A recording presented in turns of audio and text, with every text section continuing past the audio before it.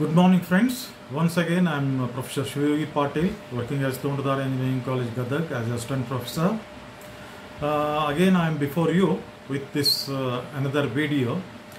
Again, on the subject of the self-reliance and aristocratic India, self-reliant India and aristocratic India.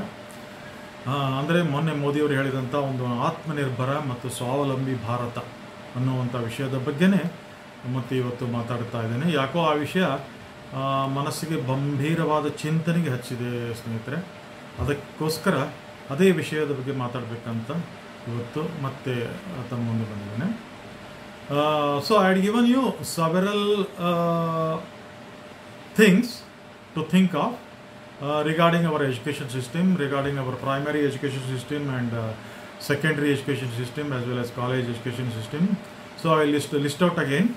First thing is our primary education system, if possible, should be in mother tongue, because children can learn much better and the concepts of the subject can go into their memory much better when they learn it in their mother tongue.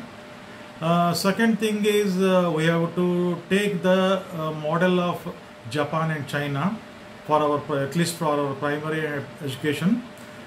As I said earlier, till the students reach at their adolescent stage or the kids reach adolescent stage, they will not be burdened with the books, lot of subject matter and all those things. So they will be, their mind will be kept free. Only some creative activities they will learn, and they will be learning life skills in that period. So all the what we are talking about, the self-dependent, self-reliant as a person, so they will be taught in those schools so that they can do their work on their own, as well as they will be given the or you can say they will be taught about the what you call it as the self-reliant industries, not depending upon the jobs and such things also. That seed will be implemented in their mind, so the self-reliant seed, so that after their graduation they will not be waiting for jobs. They will not be waiting for jobs or working for somebody else. So with this background, so they will come up with self-reliant, confident youngsters, and most of them will go for the industry themselves, small scale industries, medium scale industries and all those things. And the system there, the bureaucracy system there, also support that kind of startups and all those things. So they are flourishing in startups, they are flourishing in industries, small scale industries, and they will be able to manufacture goods at a cheaper rate than anywhere else in the world. So I am talking about China also. So that kind of education, that kind of environment need to be brought here so that our children from the childhood itself, that self-confidence should be implemented in their mind, as well as they should be brought in an environment where they will be grown self-reliant. So that is the most important thing to be followed if we want to become self-reliant as a nation. So that is my first point. Second point, even in higher education also there are a lot of changes are required. I have told you earlier in my Kannada videos. So I wanted to comprehend or articulate the same things here, thing here also. First thing is, especially in higher education, that is in degree colleges, especially in engineering colleges, the faculty should be stress-free. They should be relieved from the burden of unnecessary documents, so that they can totally engage in the upgradation of their knowledge, and knowledge transfer can happen very effectively to the students. That is the need of the hour. That was earlier elaborated in my first video. So that is a must. Secondly, the faculty should have a job security, so that, and the salary should be according to their what you call qualification as well as experience, etc. So that is very, very essential, because of the faculty should be happy. They should be able to manage their family and manage their career well. Then only they can give their 100%. Otherwise, it is not necessary. It is not possible, even if the faculty is willing to. Therefore, this is very important. So I am telling you this to all the examination, all the boards of education, all the AICT, MHRD, AICT, VTU, and all these things. I am requesting you to look into this matter, so that while college apply for the NB or NAC accreditation, so the faculty requirement should also be a major concern, major criteria you need to make for giving the accreditation, for giving the LIC or AICT visit permission. So that is a very must. Then only you can improve the education. Otherwise, it will go on like this. The third point I wanted to stress out is, again, it is related to MHRD or AICT or VTU. The examination system should be strict. That means the question paper pattern should be strict, so that only the students who can use their creative mind, only the students who can analyze the problem correctly, who will be able to design properly, they should be able to clear the examinations. So that kind of system, it was there in our times. So that kind of system should be there, so that when a student gets a first rank, it truly indicates his rank, first class, not first rank, no, first class or distinction. It should truly indicate his knowledge, because I have tested many students nowadays who have cleared in first class or distinction.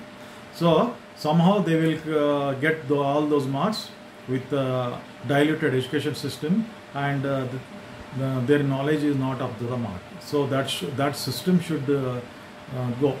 So that is also one of the point we need to consider if you want to create a self-reliant India and entrepreneurship. And again, I am stressing out, in colleges there should be a lot of entrepreneurship awareness, development, training activities, and the students should be encouraged to start startups during their education period only or academic period only, because there will be some talented students in every college, so they will be having some ideas. So some innovative club, with the help of innovative clubs, they should be nurtured to start their own startups in the campus of the colleges, and colleges should give all the facilities to them, and even should arrange somehow the financial things to them, financial support to them, with either with the help of government or the industries, so that the many startups will come up in the college campus, and they may in turn give the internship to the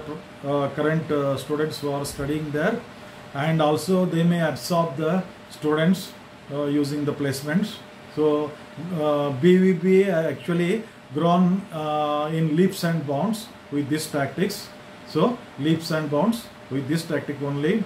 So today BVB House has a BVB campus, or KLE University campus has housed many such hundreds of startups, may not be in campus, even in other places of Hubli. They are all directly attached to BVB. That's why they are able to give that kind of education and exposures to the students, which is totally project oriented and practical oriented. So project oriented and practical oriented education is a must in nowadays, so that the students are thoroughly exposed to the projects and practical knowledge, so that they have the confidence to start on their own. So they can stand on their own leg and confident to start on their own without any even prior experience also.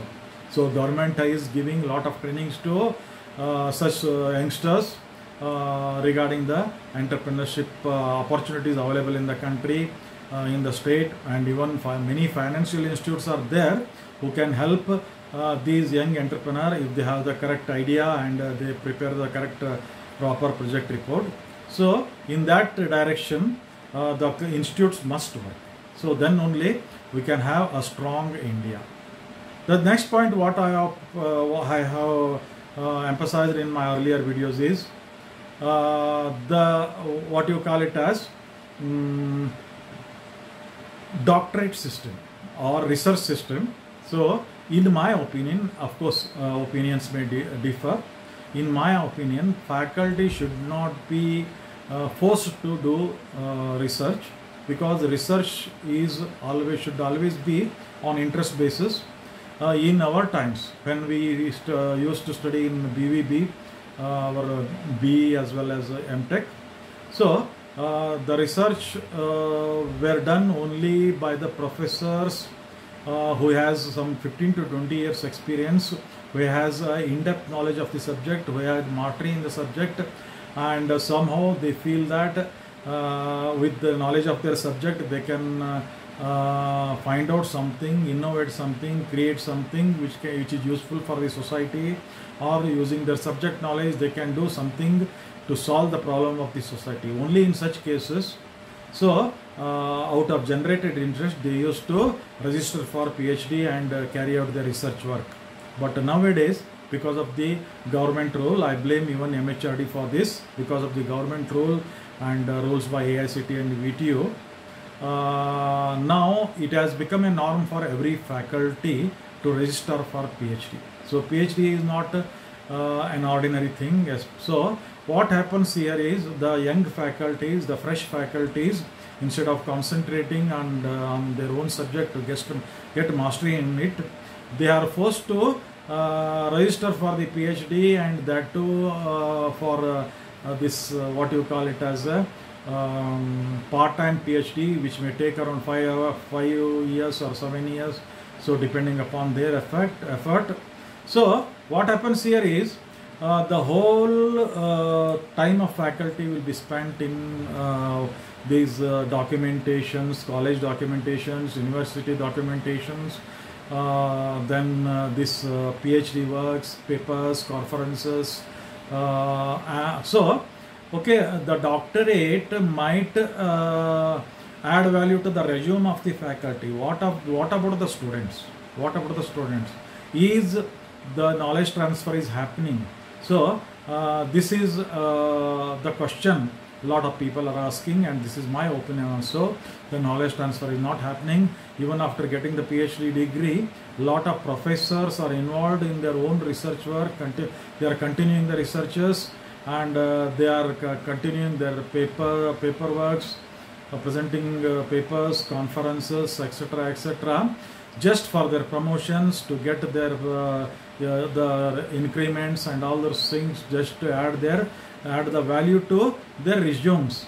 So in this work, actually the knowledge transfer to the students, that was the prime important, that is lagging behind. The students are complaining about it. So I have a lot of complaints. So this procedure should go only, the PhD should be based on the interest of the faculties. So regarding the promotion or increment and other things, just like in many government institutes they do, the AICT or even the government or VTO can conduct some examinations from time to time, and those examinations, which faculties clear those examinations, they can be promoted, they can have the increased salary, so that they will get the promotion and salaries according to their experience, their hard work and their knowledge. So actually such type of environment will encourage the faculty to go deep into the subject and to work hard toward their knowledge upgradation. Otherwise it is very situation is not that good. The fourth thing what I want to stress out is, again, the VTU has to change in its working styles, somewhat has to bring changes in some of its working style, like they are bringing the old failure students of 2010 and all those things, and they wanted to bring them to the mainstream by conducting parallel classes, and again it will be a burden on the faculty. Again, the faculty time will be wasted. So again, those students will somehow will clear the examinations, and they won't add value to to the society. They won't get the jobs. Only some of them who has sound financial background may start their own startup or some industry, but most of the people, most of the students get through like this, have just failed in the society to be engineers. So they they are depending upon other type of careers after their graduation. So the VTU has to think about this. And the next thing what is bothering me is current valuation system and re-evaluation system. Today, re-evaluation system has become a joke, so some of the VTU officials may get annoyed with this, but still, as a senior with a lot of experience in teaching and valuation, I am telling you this. So re-evaluation today has become such a common thing that everybody is applying for re-evaluation. So every failed student will apply for re-evaluation, and somehow he get through the examinations. He will get a pass percentage, or even sometimes first class also. I don't know how, but this doesn't go well with the education system what the VTU insists. At one hand, it wanted to enhance the quality of education, quality of teaching and learning process, but all these things like re-evaluation system and bringing the old students to mainstream so that they will get the certificates and all those things. So these should go. No, I am telling all this because during my engineering days, I have seen in BVB, I have seen many professors. I still remember their names: Dr. Bhimsen Rao, Dr. Vishwanath, Dr. Surya Narayan Rao, Dr. Vijay Kulkarni, and Professor Arvind Galgali, who has taught me in the MTech, and Professor Annigiri, Dr. Annigiri. Now he is the registrar of VTU. So I learned under him also in my MTech. So those people, when they were teaching to us in BA and MTech, they didn't have PhD degree, but their knowledge was unmatchable, and they were still being recalled by their students as very good professors, academicians, true academicians. And especially I remember Dr. Surya Narayan sir, Dr. Bhimsen Rao sir, Dr. Vishwanath sir, the kind of depth of knowledge they had, and even Professor Galgali and Annigiri sir, I really admire them as my role models. But the thing what I want to stress here is, again, they did their doctorate only because they wanted promotions, they wanted the hike in the salaries. Okay, I don't say that everyone, there might be some of them who have interest in research, but in most of the cases they were forced to do the PhDs. So that making PhD compulsory, because what I am hearing rumors that for 7th pay scale to implement, the 7th pay commission recommendations to be implemented, so every faculty need to be a PhD holder, research, something like that. At least you should be registered to research. So this will be detrimental actually. This will be a burden to faculty. PhD is not everybody cup of tea, because they have every faculty has their own personality, who have their own family problems, family backgrounds, financial problems and all those things. So they have to struggle. So that struggle hamper their teaching ability, and the teaching learning process will not happen effectively. So these are the things what I have discussed in my earlier 2 videos. So I once again I declare that I respect everyone I have mentioned now. So the VTU, Dr. Karshidappa, the Vice Chancellor of VTU, Dr. Annigeri. So one of my favorite professor, and Dr. Deshpande, now he is also registrar of the VTU. I respect them, I respect their ideas, but practically some of these things what I mentioned, they should be changed, otherwise the things will continue like this, and we are going to produce the students without confidence, the students without any skill to start their own startups.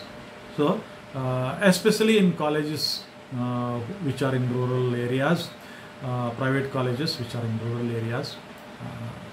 So I don't need to say which colleges and all those things. So these are some of the things I wanted to point out this. So apart from this, I am very sure that so if these things are implemented and if these corrections are made in our education system, definitely as country we will definitely prosper, because human resources is the actually major resource of a country. So all the experts agree for this thing. So we have 130 crore what you call population. Okay, leave about 30 crore who may be under poverty and who are uneducated and all those things. At least we have 80 to 90 crore population who are educated, or maybe a little bit educated, but at least we can consider them as 80 to 90 million brains who have 80 to 90 million ideas. So everybody will have an idea. We have to nurture them, that's all. So there should be a system which should give scope to such people through the colleges, through the institutes, through the governments and all those things, because we are not inferior to any company, any country in talent. So it has always been evident from the fact that the major companies of the world has their CEOs as Indians, and in their managerial posts and higher posts belongs to Indians. Okay, now the situation because of Corona is reversing this trend. So a lot of Indians settled abroad are coming back to India, so to live in their own country, and that is the reason why this unemployment, at one side there is a dark side, like unemployment is going to rise. That is the cloudy side, and there is another silver lining in this dark cloud also, because now we got our talents back. So these talents are actually invaluable resources to our company. So our government should make use of these resources. So their ideas, their work experience, their talent and all those things, they should make use, they should give scope to them to start their own startups, to start their own industries using their own ideas, so that they can come up here only with a good number of industries and give job to other also, which will solve unemployability problem also, employment problem also. So that what I wanted to convey here is, we don't have dearth of talent. So I can give several examples. When CDAC, the Center for Advanced Computing, which is one of the company which is manufacturing supercomputers. Once upon a time, it asked America to give the technology for manufacturing supercomputers, but America somehow at that time declined to give the technology. So inspired by that, inspired by this, some of the scientists, those were there in the CDOC, so they developed the indigenous technology to manufacture supercomputers. Which were appreciated throughout the world. They have become at that time, and even today the CDOC manufactures the fastest computers in the world. Our supercomputers were much faster than the supercomputers anywhere in the world. So that is one example. Second example, our achievement in ISRO, that is the space organization, so is unbeatable. Now the whole world is admiring our scientists in ISRO. So the way we managed to reach moon at a rate which is less than an auto charge per kilometer.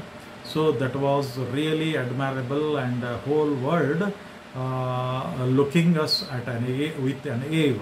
And now ISRO is manufacturing everything under its own indigenously developed technology, and we are now helping other people to launch their satellites through our rockets from our satellite launching pads, or what we call rocket pads. So such a situation, such brilliant talents were there, including our A.N.R. Rao, or our Dr. Abdul Kalam, so Dr. Kiran Kumar, and Dr. Shiv Kumar, and lot of other things. So they are really brilliant. They were the example of the talent that India holds. And lastly, and you can see now at the time of Corona epidemic, Corona pandemic, Corona lockdown, at the starting of the Corona, we had zero facility for manufacturing the PPE kits, that is the personal protection kits. But our what we call scientists or engineers have done great work. Today, with the help of the what you call encouragement from the government, they have decided to manufacture with our own indigenous technology. Today, India produces 2 lakh PPE kits every day, and it is the largest manufacturing of PPE kits. And maybe tomorrow in ventilators also, a lot of industry like Mahindra are now manufacturing ventilators to help the corona patients. So, we have come up with a lot of things when we are forced to. So when we are forced to, we have come up with a lot of energy, lot of enthusiasm. In fact, the Japanese has developed in such a massive scale in technology because of the suffering they have suffered in Hiroshima and Nagasaki bombings. So there is a proverb in English: every disaster brings an opportunity. So that was true for Japanese. They were totally devastated in 1950 when there was a bombing on their twin cities of Kawasaki and Hiroshima and Kawasaki.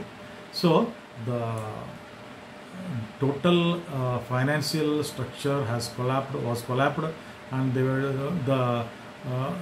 were totally in doldrums. But somehow their patriotism came into fore, and they collected their wisdom, and they struggled, they brought themselves out of the mess, and with the help of government and its policies, now they have rebuilt the Japan into one of the most admired country in the world as far as technology is concerned. So even as far as health and corona pandemic is concerned, they are being admired for their effort to isolate from corona pandemic. So that is how. And another lesson we can learn is from China. Now China has also emerged as the leader in technology with their leap and giant leap in the fields of robotic and artificial intelligence. So we need to emulate, even though China is our enemy country and it is the manufacturer of our what you call coronavirus. So still we can emulate them in many aspects, like their education system, their enthusiasm and all those things. So with these kind of reforms, so our country after corona pandemic is over, or what we call it as a post COVID-19 period, need total reforms in our education system, in our human behavior, in our discipline, in our moral responsibility, our patriotism, how we use our talent which has returned from abroad, how our government gives scope to new industries, so that government policies totally should be changed, should be reformed. So then only the 20 lakh crore package that was announced by our Honorable Prime Minister Modi can be properly utilized, and we can rebuild our India into one of the major industrial and technically strong country in the world. So culturally we are already strong, but technically and financially we are lagging behind. So we can become financially sound if we follow these steps. Okay, I am not a what we call it as Shikshana Tadya. I am not a scholar, but with my the wisdom which I have gained from last 30 to 35 years working as an entrepreneur, working as a teacher or faculty in an engineering college, I am sharing all these things. So if anybody feels that like what you call they feel these things against their this thing, I apologize for if I hurt them with these words. So with this I am finishing this video. So thanks for listening. Please subscribe to my channel. Thank you very much.